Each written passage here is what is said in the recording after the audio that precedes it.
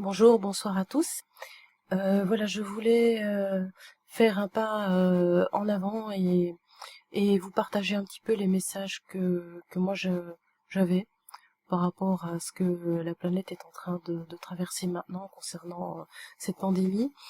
Alors, pour vous dire un petit peu les messages, comment ils me... Voilà, c'est des messages qui me parviennent, hein. J'ai toujours eu ça, ça fait plus de 25 ans que j'ai ça, et moi je les appelle l'équipe, hein, peu importe, je veux dire ce qui est le nom ou ce qu'on peut donner derrière, mais les informations qui me sont toujours arrivées sont toujours avérées très très justes, et cette faculté de pouvoir avoir l'information profonde sur les choses, les gens, sont un de mes outils que j'utilise en consultation, puisque je suis thérapeute depuis plus de 17 ans maintenant, et ça me permet d'aller voir vraiment à la racine ce qu'il en est sans nécessairement de ce que la personne a besoin de me raconter ou d'expliquer, donc c'est quand même vachement pratique. Voilà, donc je voulais partager un petit peu les infos qui me parviennent, parce que là c'est quand même assez lancinant, et tant que je n'ai pas partagé tout ce que j'ai à dire par rapport à ça, ça me reste en tête, et du coup ça me pète un petit peu la tête. Donc voilà, chacun fera un petit peu ce qu'il veut, voilà, ce qu'il en veut, on prend ou pas, je veux dire, ça ne change rien, hein. Ceux à qui ça a parlé, ben tant mieux. Et puis bon, ben ceux voilà, qui sont pas d'accord ou quoi, bon, ben vous pouvez me laisser un message, mais franchement ça va pas faire avancer le schmilblick. Donc il y a tellement de choses qu'on trouve sur internet, il y a tout son contraire, l'inverse de l'opposé, et je sais que c'est très très difficile quand on a du mal à trouver un petit peu son propre chemin dans tout ça, et trouver sa propre vérité. D'un côté c'est un petit peu normal, parce que ce n'est pas sur internet que vous allez trouver votre propre vérité, elle est en vous. Mais quand on est un petit peu perdu, paumé, par rapport à tout ce qui se passe là maintenant, c'est difficile de trouver ce chemin-là à l'intérieur de soi. Donc voilà, c'est pour ça que je me joins à toutes les autres personnes qui ont, et je m'en rends compte, hein, un peu les mêmes messages, pas parce que j'écoute et puis je redis autrement, non. C'est des messages avant d'avoir mis ce podcast en place.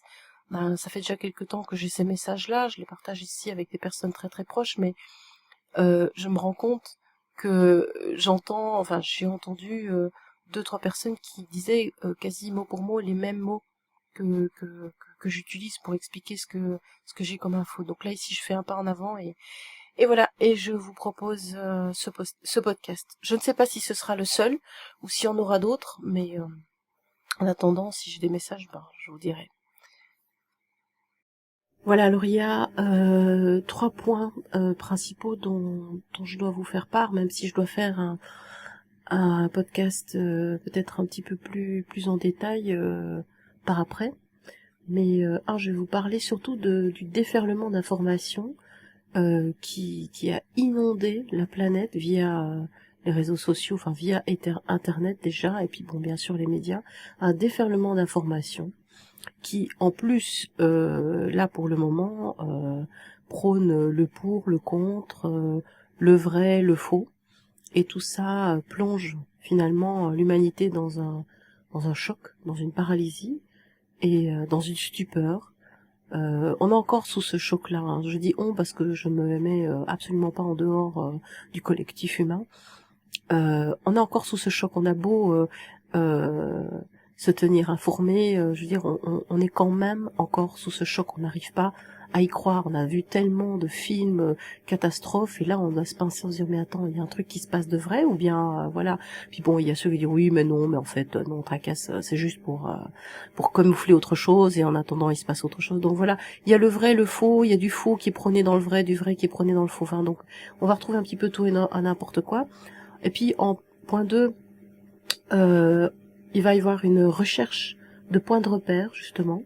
À partir du moment où on va émerger un peu de cette stupeur, on va constater, on va passer dans cette phase de constat où il y a un chaos dans les points de repère, dans ce qu'on a toujours connu, ce qu'on nous a toujours dit, vraiment ce qui se rapporte à notre plan de conscience, et surtout notre système de croyance, on va dire. Système de croyance, c'est ce qu'on croit être vrai, hein, dur comme fer. Et tout ce système de croyance est déjà en train de s'effriter. Pour certains, il est déjà en train d'exploser en mille morceaux. Et comme l'être humain ne peut pas fonctionner sans système de croyance, on va petit à petit voir émerger des mises en place, des recherches, des échanges par rapport à quels va être nos nouveaux points nos nouveaux points de repère. Là, donc il y aura une période de transition, ok, mais cette transition, ce sera surtout ces points de recherche ces points de repère, pardon, qui vont nous permettre de démarrer quelque chose de nouveau, puisque de toute façon là, à l'état actuel, les choses ne seront plus jamais comme avant. Transition vers quoi? Ben, on est un petit peu en blackout, c'est ça qui va être très difficile. Et en point 3, c'est une des rares fois où je pense que de mémoire, on va tous, enfin de mémoire d'homme actuel, on va tous se retrouver face au même danger, en fait. Et on devra faire un choix. Il y aura un choix à faire. Pardon. Avant d'aller plus loin, par rapport aux messages qui me sont venus vraiment au fur et à mesure que les infos, en fait, les infos me viennent, voilà, comme ça vous savez un peu comment je fonctionne, que ce soit en consultation ou bien, je veux dire, même dans ma vie quotidienne. C'est comme si j'avais donc on me parle, ou bien je suis face à une information qui me parvient, et j'ai une autre lecture. C'est comme si on me disait, voilà, il y a ci, il y a ça, il s'agit on me donne une explication. Donc soit c'est vraiment, on dit oui, c'est juste, c'est ça, ou soit voilà, j'ai l'information qui contredit, mais elle est d'une précision telle, et puis surtout elle est vérifiée par après, et jusqu'à maintenant on m'a jamais fait défaut et ça a toujours été juste. Donc voilà, je ne détiens pas à avoir la vérité absolue, puisque chacun a sa propre vérité, mais voilà, moi ça fait plus de 17 ans que je fonctionne comme ça en consultation avec des personnes, je dirais, dans l'absolu que je ne connais pas, et j'arrive à dire des choses que voilà, que je ne suis pas censée connaître, parce que justement j'ai ces informations qui me viennent. Et par rapport à ça, y a aucune gloriole à ça, hein. Moi j'utilise ça comme un outil, et puis bon, et des fois bah oui, ça me dépanne aussi personnellement, et ça me permet d'avancer et d'évoluer.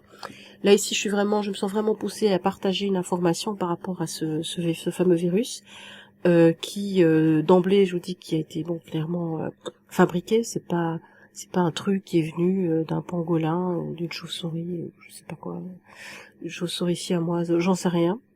Mais ça a été fabriqué, hein, de même que le H1N1, de même que le HIV, de même que plein d'autres plein d'autres maladies qui ont été inoculées finalement aux personnes, ou à des groupes de personnes, ou à des personnes vivant dans certaines zones du monde, et à travers le temps ici jusqu'à maintenant.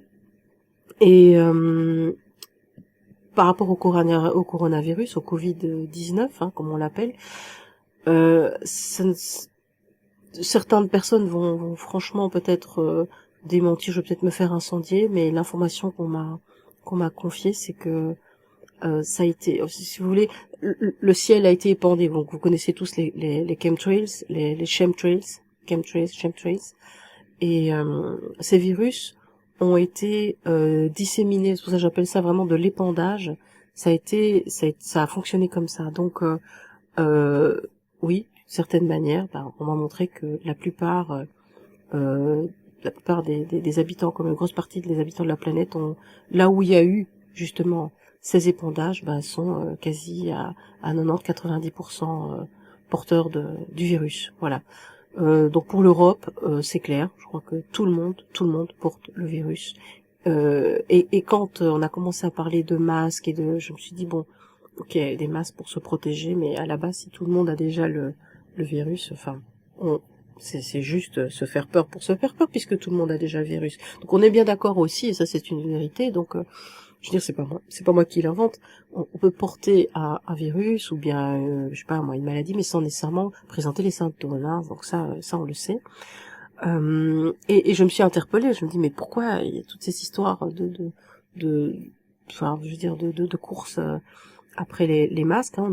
On a d'abord vu ça en Chine, et puis parce qu'on a fait croire de manière logique, je critique rien du tout, que voilà, comme un rhume, voilà, que ça se transmet comme ça. Sauf que ça n'est pas un virus comme on connaît, celui qui est saisonnier de la grippe, et ça ne se transmet pas d'une personne à l'autre comme ça, puisque c'est déjà là. Suffit de voir peut-être aux États-Unis maintenant, voilà, les chiffres, on nous bazarde des chiffres en pleine figure. sans avoir finalement nous un moyen de vérifier. Mais bizarrement, les États-Unis ont proportionnellement beaucoup moins de cas. Euh, Par contre, je veux juste faire une petite parenthèse par rapport aux États-Unis. Quand je parle des États-Unis, moi je fais bien la différence, comme si les États-Unis étaient divisés en deux. Il y a, si vous voulez, deux pouvoirs qui sont vraiment en train de se faire la guerre l'un à l'autre. Pas seulement aux États-Unis, puisqu'il faut savoir que une des parties de ce pouvoir qui a été en place déjà depuis des dizaines d'années, voire peut-être même peut-être un peu plus, ont une mainmise sur l'Europe et par rapport à toute l'économie et la richesse telle qu'on la connaît maintenant, c'est-à-dire avec les failles et les catas que ça a suscité avec l'avènement de l'euro. Voilà, bref. Je ne vais pas rentrer dans les détails politiques, il y en a d'autres qui le font beaucoup mieux que ça. Donc voilà, petite parenthèse fermée. Donc je dis, quand j'ai dit les États-Unis, voilà, il y a vraiment pour moi deux grosses parties qui se font la guerre et une partie qui a toujours travaillé dans l'ombre, comme l'autre aussi d'ailleurs. Finalement, on nous a montré que les belles façades de ce qui a été fait, American is Great avec Obama, et après avec tout ce qui concerne les Clinton, enfin bref, et toute la clique des Clinton, il n'y a pas que, hein, il y a aussi Bill Gates, enfin bref, il y a toute cette clique-là qui fait partie clairement du même groupuscule et qui a plutôt tiré l'humanité vers le bas et qui a trait finalement toute cette économie et toute cette richesse, qu'elle soit humaine, en énergie ou bien même matérielle, qui a vraiment été ceux qui ont trait, qui ont aspiré, qui ont pompé toute cette énergie vitale, enfin, toute notre énergie vitale finalement, à travers les banques, à travers voilà, à travers tout cela, les taxes et tout ce qui va avec, ça vient clairement de la même source. Et donc je vais juste en revenir là maintenant par rapport à la paralysie. Certaines personnes, même si on leur démonte, enfin la plupart quand même, jusque maintenant, au point où je vous parle là maintenant, même si on vous prouvait par A plus B la véracité de ce propos, donc vraiment la preuve, beaucoup auront du mal à le croire. Des fois, c'est trop difficile de reconnaître, et ça c'est tout à fait naturel, c'est tout à fait normal. C'est difficile de se dire que on est si fragile et qu'on peut qu'on pourrait si facilement finalement nous exterminer avec très peu. Ça c'est une idée que les personnes, les êtres humains ont du mal à. Pourtant il y a des films, hein, il y a des tas de films qui vont dans ce sens-là, mais c'est quelque chose qui va directement être connecté à la peur de mourir, hein, la peur de perdre, la peur de vivre une famine, la peur de souffrir, la peur d'être rejeté, la peur d'être abandonné, toutes ces choses qu'on retrouve régulièrement dans l'histoire de chacun. Donc on est directement touché dans cette couche de peur, tout de suite, directement. Voilà. En plus, quand on regarde un petit peu l'effet cascade que ça a eu, à partir du moment où on a annoncé les premiers cas en Europe, la peur s'est propagée plus vite que ce que l'on dit du virus Covid-19. Hein, donc, je l'ai dit, on disait que le virus se propageait de personne à personne. Donc c'est pas le cas, tout le monde est, j'en reviendrai dessus, hein, tout le monde est porteur de ce virus-là. Et ça c'est interpellant, parce que tout a été toujours dans ce sens-là. Je ne dis pas que quand il y a un danger, il faut pas tirer la sonnette d'alarme, bien sûr, mais quand on regarde un petit peu, ça va toujours dans le même sens. La prévention, d'accord, mais il y a la prévention, et puis le dire 50 000 fois, c'est pas parce que les gens sont débiles ou sont sourds. Il y a toujours cette connotation, même dans les discours, les discours officiels. Hein. Moi, je dis toujours, parce que je travaille beaucoup en énergétique, les personnes qui se protègent, du moins, je n'ai pas dit qu'il fallait pas le faire, mais quand on est trop sur quand on est trop focalisé sur le fait que je dois me protéger, je dois me protéger, qu'est-ce que ça va instiller finalement dans notre propre tête, dans notre propre mental? Exactement l'inverse, c'est-à-dire que je ne peux pas, je suis trop faible pour, je suis exposée. Je dois absolument mettre une carapace, une bulle, un truc de protection pour pouvoir survivre.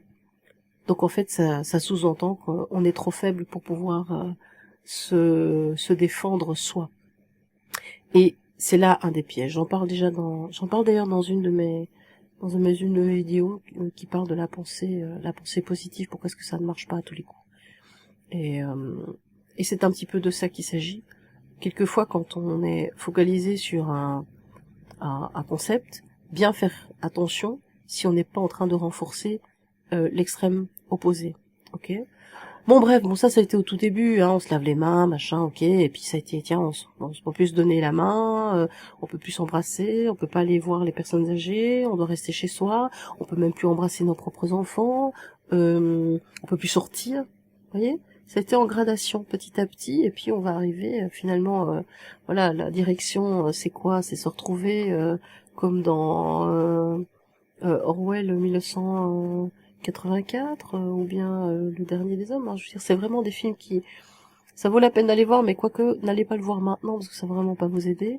Mais de pousser vraiment à l'extrême grâce à la peur des masses, grâce à la peur même de l'individu, le mener en lui faisant croire que c'est pour le protéger, mais le priver clairement de sa liberté, parce qu'on y va, on y va clairement. Moi, je vous parle simplement du fait si, est-ce que c'est justifié? Et ça, c'est terrible parce que les principaux concernés sont privés peut-être d'une vérité. Moi, c'est ça que je vous dis. Ouvrez les oreilles, ouvrez les yeux, regardez, fouillez, cherchez, mais imaginez un petit peu que c'est effectivement un virus. Bon, moi, je fais l'avocat du diable. Par rapport à moi, je ne crois pas directement tout ce qu'on me dit non plus. Voilà, imaginons le fait que tout le monde là, on nous fait acheter des masques à qui profite le crime. Je pense que les fabricants se sont fait un bon chiffre par rapport à ça. Tout le monde là, donc déjà pourquoi se protéger puisque tout le monde là. Et puis les mesures, des fois un petit peu. Enfin, il y en a qui disent qu'il y en a pas assez, mais si ça ne sert à rien, à quoi bon? Parce que là maintenant on arrive quand même vers des dommages collatéraux où les restaurants, les cafés, les lieux, voilà, sont fermés. Derrière, il y a quand même des indépendants. Il y a quand même des personnes qui ont besoin de cet argent pour survivre. Donc c'est très bien, il y en a qui vivent les magasins parce qu'ils ont peut-être de l'argent côté. Bah oui, bravo. Mais enfin, je dis bravo, c'est cynique évidemment. Prenez ce dont vous avez besoin puisque il y a quand même tout ce qu'il faut encore. Les stocks sont là.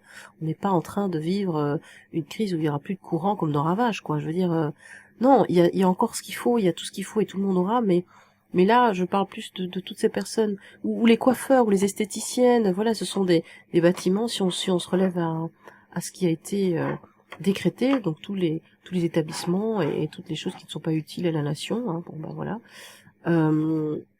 Et toutes ces personnes vont se retrouver pour une durée finalement à déterminer, parce qu'on dit oui voilà, ce sera jusque peut-être 1er avril, mais ça va être prolongé, je dis faut pas se leurrer, si ça marche si bien.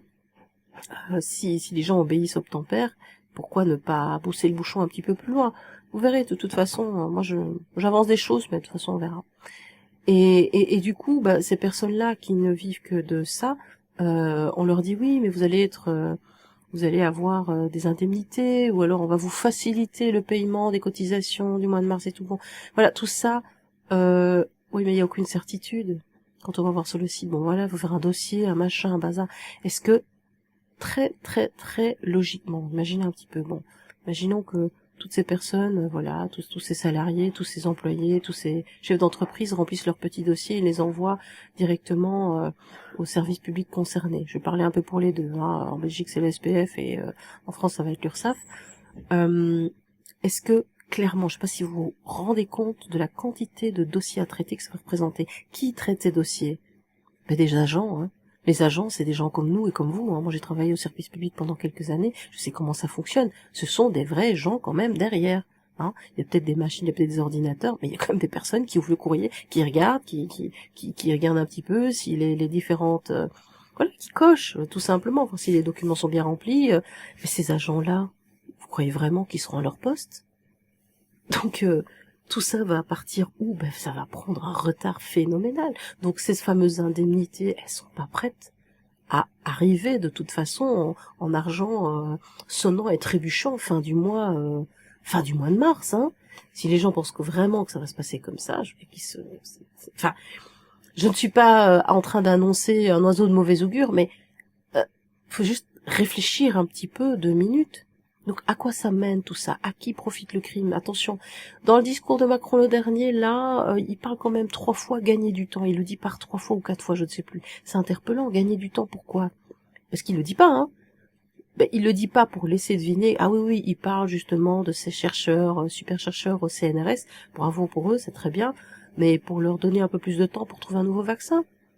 Certains ont annoncé déjà d'emblée, ah non, il n'y aura pas de vaccin avant 2023, et puis ça s'est rapproché, et puis là maintenant 2022, et puis là, quelques mois. Attends, faut rester un petit peu, mais bien sûr.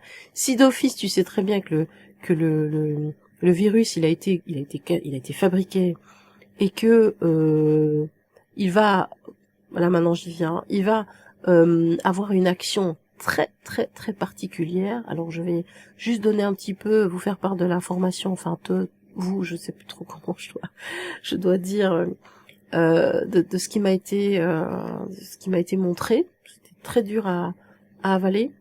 Ce virus, au niveau de l'organisme, il va prendre de l'ampleur. C'est comme s'il était activé selon un certain terrain. Et le terrain qu'on m'a montré, c'est un terrain qui était directement lié au stress. Et ce stress, si on regarde, bon maintenant je vais pas vous faire un cours d'anatomie, de biologie, je suis pas du tout biologiste, hein, ni même biochimique, mais chimiste, mais le stress va être finalement le résultat d'un pic de certaines hormones, comme par exemple le cortisol. Ok, admettons, il y a peut-être d'autres hormones aussi, mais ce ce virus va être actif à partir du moment où un certain taux de cortisol va être dépassé au niveau de l'organisme. Donc, à partir du moment où la personne va vraiment dépasser un certain taux de stress. Alors ça c'est, enfin, si je me mets à leur place, je me dis wow, c'est extraordinaire, ça va tout seul. Donc on peut même pas, je veux dire, même si on arrivait à prouver qu'ils l'ont fabriqué, pas les accuser d'avoir finalement tué autant de personnes, puisque ce sont les personnes qui vont se rendre malades elles-mêmes. Et eux n'ont fait finalement qu'amplifier un petit peu les choses, un tout petit peu, hein, pas grand-chose, hein, parce que voilà, Internet et puis bon les prêcheurs de bonnes nouvelles entre guillemets, comme les médias, qui sont de toute façon payés par ces gouvernements, ont fait en sorte pour montrer l'horrible facette finalement de ce virus. Et ne montre même pas, peut-être, bon, je le dis en l'air, hein, mais de toute façon l'avenir va nous le montrer, mais il y a des personnes qui guérissent en fait, comme quand on reste chez soi pour une grippe, on reste tranquille. Je ne compare pas le coronavirus à une grippe, c'est un peu les mêmes symptômes, mais ce qu'on a montré, c'est que c'est un petit peu plus, comment je dis, un petit peu plus burné quand même, hein. Donc je veux dire, si on a déjà un terrain de fragilité, de maladie, donc de stress, fatalement, puisque quand on est malade, il y a fatalement du cortisol qui va être produit de manière naturelle par le corps, hein. Je sais pas, déficience respiratoire, tout ça, parce que bon, les morts qui ont été dénombrés, ce sont principalement d'abord les personnes qui sont âgées, mais qui avaient déjà des problèmes de santé à la base. Donc ça, maintenant, les gens commencent à se rendre compte, oui, d'accord, on nous balance des chiffres, des noms, mais bon, on fait parler les chiffres comme on veut. Déjà une première chose, ça c'est connu. Et puis, qui sont ces personnes qui sont décédées? On a vu telle et telle star, je ne dis pas que c'est pas vrai, mais le côté un peu décorum, impressionnant, un peu dans le sensationnalisme, mais stop, ok. Il y a une chose qui est claire aussi, et ça je le dis souvent, l'être humain est un être qui est profondément dans l'émotionnel, ok. Il a toutes ses autres parties, hein, le corps mental, le corps émotionnel, le corps physique et puis le corps spirituel aussi, mais l'émotionnel a quand même une certaine un certain poids dans ses actions et dans ses choix. Et quelque chose qui est sûr et certain, c'est quand l'être humain se retrouve dans un émotionnel qui prend toute la place, il est incapable de faire les choix, des choix logiques, des choix ancrés et des choix justes. Il est toujours, de toute façon, dans le too much. Et du coup, c'est pour ça qu'il peut se planter aussi. Voilà, donc ça c'est quelque chose que je voulais...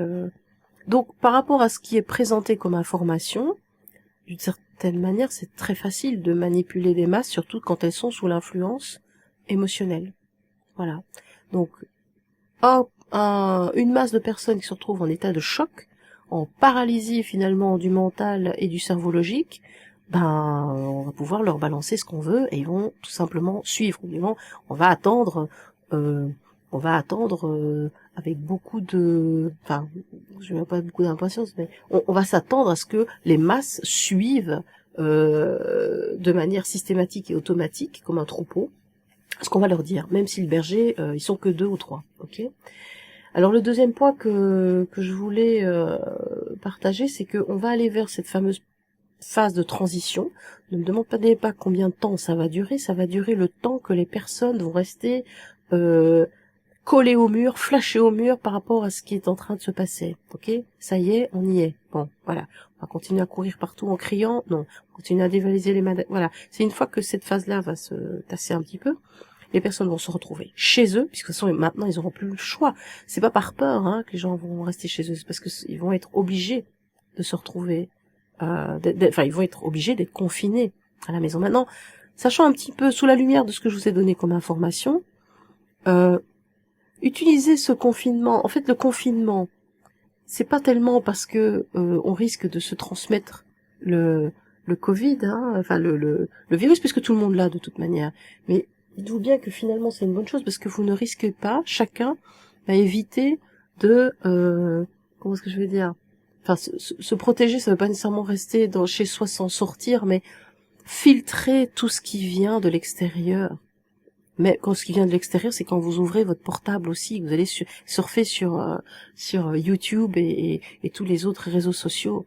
Filtrez ce qui vient, ne vous laissez pas happer, ne vous laissez pas bouffer par ces scénarios d'épouvante. Oui, c'est triste. Oui, bien sûr, il y a des gens qui sont morts, et probablement des personnes qui vont mourir encore malheureusement, mais essayez de filtrer. J'ai pas dit qu'il fallait faire l'autruche, mais filtrer, parce que c'est justement cet état de stress qui va grandir. Ça peut être silencieux, mais qui va provoquer ce déploiement du virus à l'intérieur du corps, en fait. Donc, on va vers quoi? Et ça va être le block-out, mais c'est un plaisir, enfin, c'est un plaisir de nous maintenir justement vers ce block-out. À partir du moment où qu'on se recentre un peu en soi, bah finalement la vie est un petit peu aussi un blackout. On ne sait jamais vraiment vers quoi. On essaye de se rassurer en mettant des plans, en mettant voilà, je projette peut-être me marier, avoir autant d'enfants, travailler, et puis monter de grade et de tchic et de tchac. On essaye simplement de projeter des choses dans le futur pour rassurer notre mental, mais dans l'absolu, on est toujours en train d'avancer dans une espèce de blackout. On ne sait pas. Il y a plusieurs possibles, ça la physique quantique nous montre, il y a plusieurs possibles par rapport à un moment présent. Mais dans l'absolu, un petit élément peut faire basculer tout et nous faire nous engouffrer dans une des lignes de futur possible, et plutôt que dans une autre. Voilà. Et ça s'appelle le libre arbitre d'ailleurs, et qui n'est finalement dirigé que par notre moment présent. C'est pour ça que le moment présent est si important. Maintenant, il ne faut pas se figer que sur le moment présent. C'est bien de savoir plus ou moins aussi où on désire aller. Ça donne une direction au GPS, ça donne une adresse globale, pas trop précise, mais ça donne une adresse. Et puis il y a le passé aussi qui est important pour pouvoir évoluer et ne pas être non plus le nez toujours dans son passé et de se lamenter sur les choses qu'on n'a pas faites et passer notre temps à s'en vouloir au lieu de finalement se pardonner, et avancer, enfin être dans le moment présent et avancer. Donc ce blackout est créé, mais de nouveau il est créé, on en remet des couches et des couches, puisque l'être humain déteste être dans le néant. C'est quelque chose dont il a profondément et viscéralement peur, le néant. Donc quand on dit peur de la mort, c'est pas tout à fait juste, c'est plus la peur du néant. C'est de ça que je pense que c'est une des plus grandes peurs de l'être humain, c'est se retrouver dans le néant, seul.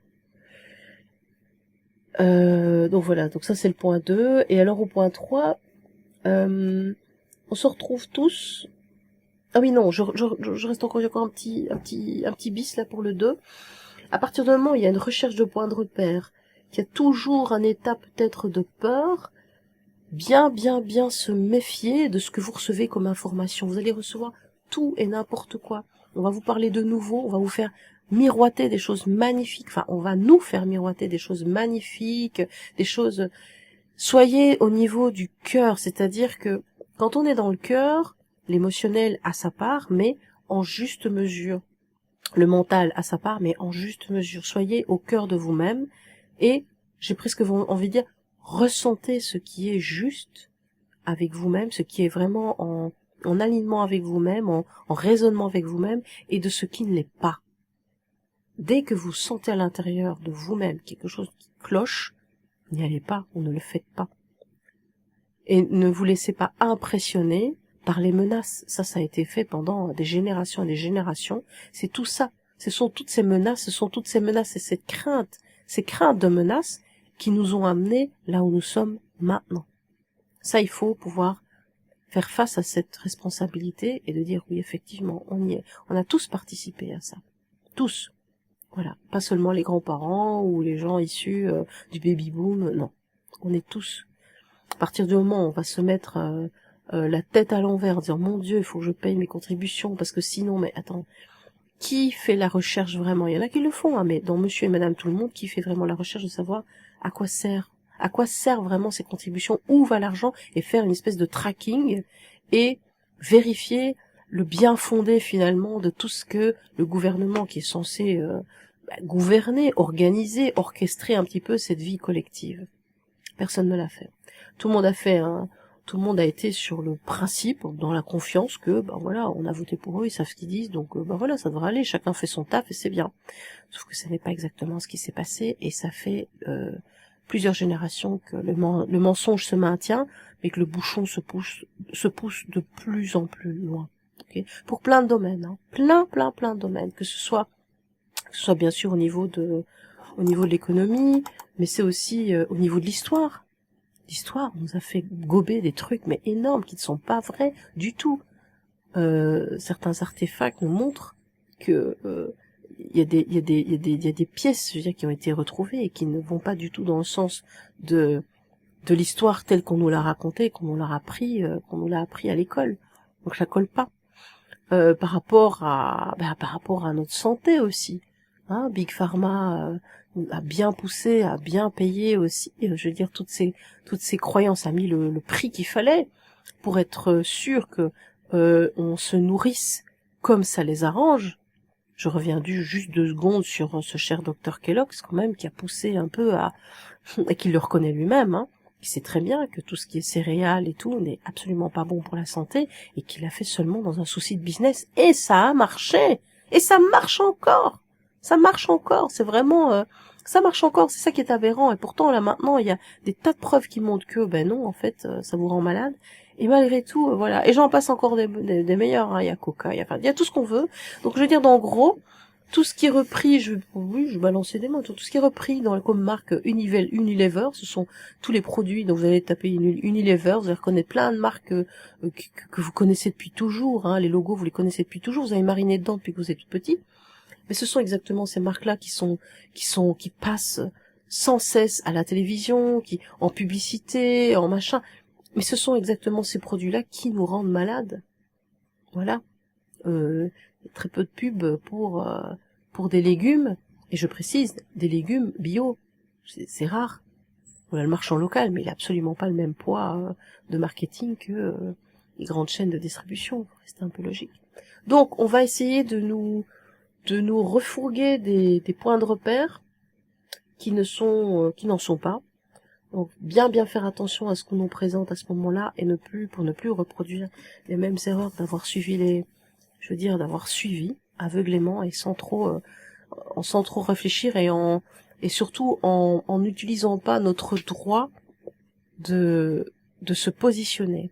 Donc ce qui va être très très dur là, c'est de se positionner et d'oser dire non. Et ça, je sais qu'il y a beaucoup d'autres personnes qui le disent sur le net, mais je me joins à eux et je dis la même chose. Nous devons nous positionner, ce qui nous amène au point 3.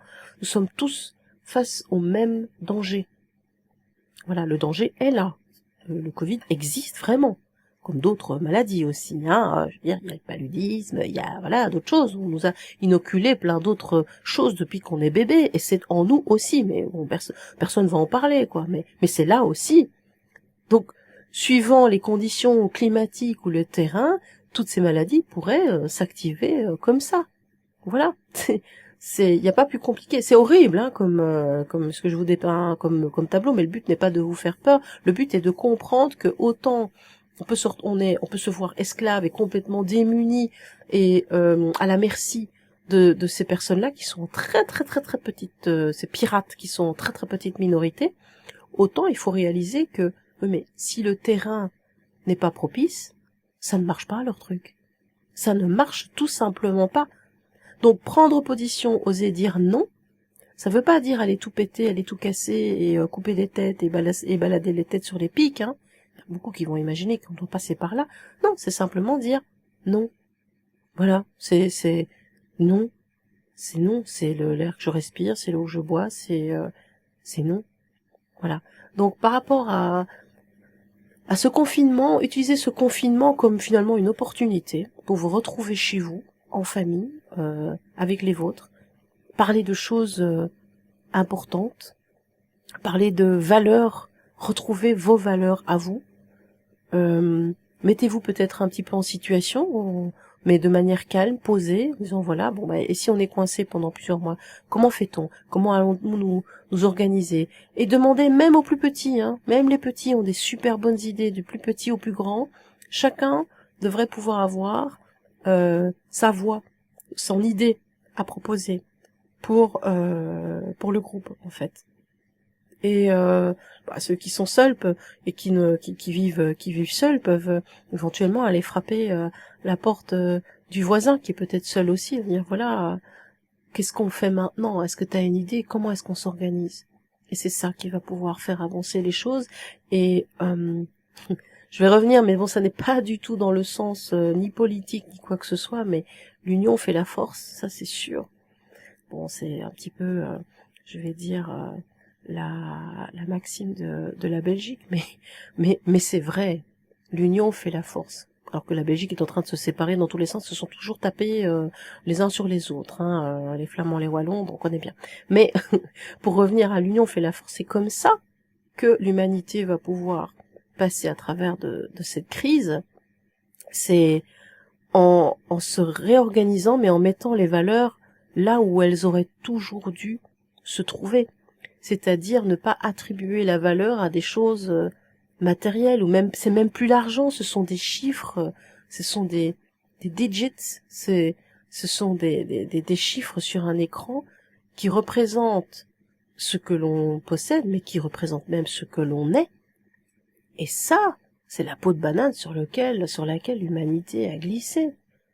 C'est un truc de fou, quoi.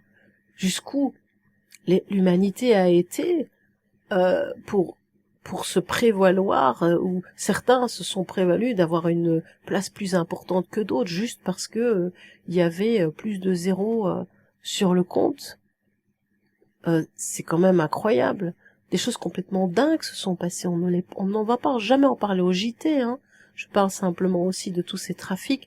Je parle pas seulement de trafic de drogue, mais trafic d'enfants, de pédophilie, d'organes, de personnes qu'on a volontairement tuées pour pouvoir prendre les organes. De fermes à bébés, ça existe. Je sais que ça choque, mais des fermes d'enfants qui servent justement de réserve d'organes, ça existe. Et l'humanité a été jusqu'à même se manger. Ça, voilà, je l'annonce peut-être à certains, mais le cannibalisme, c'est devenu quelque chose de hype en fait. Vous vous rendez compte jusqu'où l'humanité est allée, et là on se retrouve un petit peu, ou du moins c'est ce que l'humanité réalise, on se dit waouh, et si c'était ça, et si là maintenant on était tous sur le même pied d'égalité, et dans le sens où n'importe qui pourrait mourir. C'est un peu comme le film, voilà, il y a un météorite qui s'approche de la planète, et puis voilà. Sauf que là c'est le météorite, hein, il va pas nous toucher ou nous toucher si on est en stress. Le météorite, si c'était ça, c'est la trajectoire, on n'a plus qu'à attendre et puis fini. Mais là Non, il y a encore une espèce c'est même pas un espoir, c'est un choix, clairement.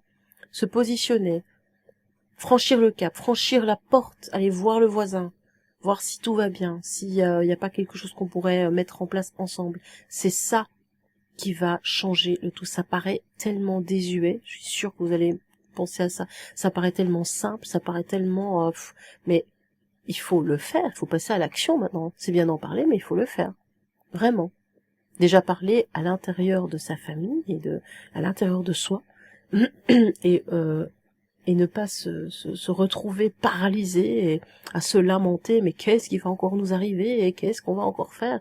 C'est vraiment utiliser ce petit temps de transition, enfin ce petit temps, c'est relatif, hein, mais se tendre l'issue. De toute façon, bon, aller au boulot vous pourrez plus, puisque ça va être, on pourra plus sortir de toute façon.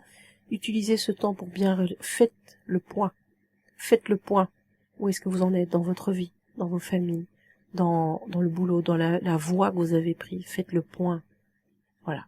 Ça, c'était vraiment le message que je devais absolument partager, parce que voilà, s'il y a une chose à retenir de tout ce que je viens de dire, c'est que ce virus se développe en fonction de l'état de stress, l'état de peur que chacun va développer au niveau individuel et puis bien sûr au niveau collectif. Voilà, bon ben je pense que voilà, j'ai dit ce que je voulais dire. Il y a peut-être d'autres messages, si j'en ai, promis, j'en ferai encore un podcast. Alors j'ai opté pour cette formule podcast parce que bon ben moi je pense que voilà, on peut écouter le podcast même qu'on conduise ou bien voilà, ou quand on épluche les patates. Moi perso c'est pratique. Quand on a une image, c'est toujours embêtant de... Enfin, on voudrait bien voir la personne, c'est plus cool, mais en même temps, voilà, c'est pas que je me cache ou quoi, mais c'était plus facile, et puis moi, pour le montage, je dois pas m'embêter. Je gagne du temps. Voilà, parce que, j'ai envie de dire, d'heure en heure, il y a des nouvelles informations, et là, ça fait déjà 15 jours, je suis déjà même, j'ai moi-même traîné, en me disant, mais quel format est-ce que je dois utiliser? Et puis bon, là, heureusement, je suis pas toute seule, il y a d'autres personnes, et c'était marrant, parce qu'il y a des personnes avec lesquelles...